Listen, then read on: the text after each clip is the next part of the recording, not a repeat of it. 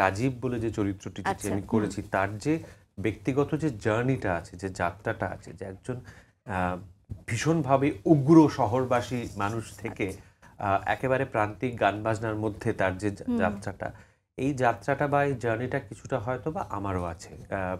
আমি ছোটবেলা থেকে আমার বাবা মার কল্যাণে আমি এই এই ধরনের গান বাজনার মধ্যে বড় হয়েছি। মানে আজকে আমাদের বাংলার বলতে আমি সামগ্রিকভাবে বাংলা বলছি, সেই বাংলার বিভিন্ন প্রান্তের লোকগানের যে আঙ্গিকগুলো, যে ধারাগুলো, সেগুলো একেবারে আনকোড়া নতুন নাম ছিল না কখনোই আমার কাছে। সেগুলো সম্বন্ধে একটা জ্ঞান, একটা ধ্যান ধারণা সবসময়তেই আমার কাছে ছিল। আমি দীর্ঘ সময়, আবার বলছি, বাবা আমার কল্যাণে আমি বাউল ফকির সঙ্গ করেছি।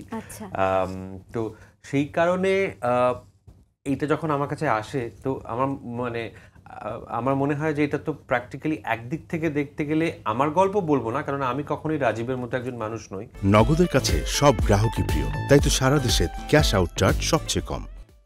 কিন্তু আমি যদি খুব ব্রডার অর্থে ধরি, বৃহৎ অর্থে ধরি, তাহলে কিন্তু আমরা অধিকাংশ শহরবাসীরা আমাদের শিকড়ের সঙ্গে যোগাযোগগুলো ভুলে যাই আর কি। তো এটা আমার কাছে কোথাও একটা সে শিকড়কে নতুন করে চেনার ছবিও বটে বা চেনার গল্পও বটে। তো সেই জায়গা থেকে আমার মনে হয় আমি ব্যক্তিগতভাবে অনেকটাই আইডেন্টিফাই করেছি। রাজীবকে আমরা শুরুতে যে ধরনের গান বাজনা করতে দেখি, আমি সেই গান বাজনার সঙ্গেও যুক্ত ছিলাম, সেই রক ব্যান্ড বা হেভি মেটাল ইত্যাদি আর কি। তো আমরা যারা 90s জুড়ে বড় হয়েছি আর কি, তাদের সবসময়তেই তাদের স্বপ্ন ছিল যে আমরা আমাদের শহুরে জীবনযাপন থেকে পাশ্চাত্যের যেগুলো আমরা নিয়েছি, যেগুলোর সঙ্গে আমরা সম্পৃক্ত হয়েছি বা যেগুলো আমরা শিখেছি, সেটার সঙ্গে আমাদের দেশের মাটির জিনিসটা মেলাবো, এটা সবসময়তেই আমরা স্বপ্ন দেখেছিলাম। তো সেইটা কোথাও একটা, এই ছবিটা কিন্তু এই রাজীবের আর্টটার মধ্যে দিয়ে সেটাই কিন্তু বেরোয়, যে আমরা শুরুতে রাজীবকে যে গান বাজনা করতে দেখি সেটাই কোথাও একটা মিশে যায় যখন সে এই বাংলাদেশের বিভিন্ন প্রান্তে যখন ঘুরতে থাকে আর কি। তো এটা তো ব্যক্তিপরমব্রত এটাই চেয়েছিল করতে, তাই না, যে বেস্ট অফ বোথ ওয়ার্ল্ডস যাকে আমরা ইংরেজিতে বলি, সেটা যাতে করা যায়। নগদের কাছে সব গ্রাহকই প্রিয়, তাই তো সারা দেশে ক্যাশ আউট চার্জ সবচেয়ে কম।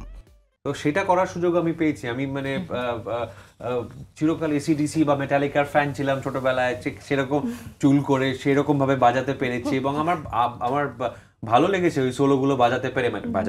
বাজিয়েছে তো ভাইকিংসের ওরা, কিন্তু তার সঙ্গে হাত মেলাতে পেরে আমার প্রচন্ড একটা কি বলবো, ইগো বুস্টিং, ইগো ম্যাসাজিং হয়েছে। অ্যাট দ্য সেম টাইম আমি যে পরিবেশে, যে গান বাজনার গন্ধ নিয়ে বড় হয়েছি, এবং যেটাকে আমি এখনো মনে করি ওটাই আমাদের প্রকৃত শিকড়, সেটার মধ্যে যাওয়া হয়েছে।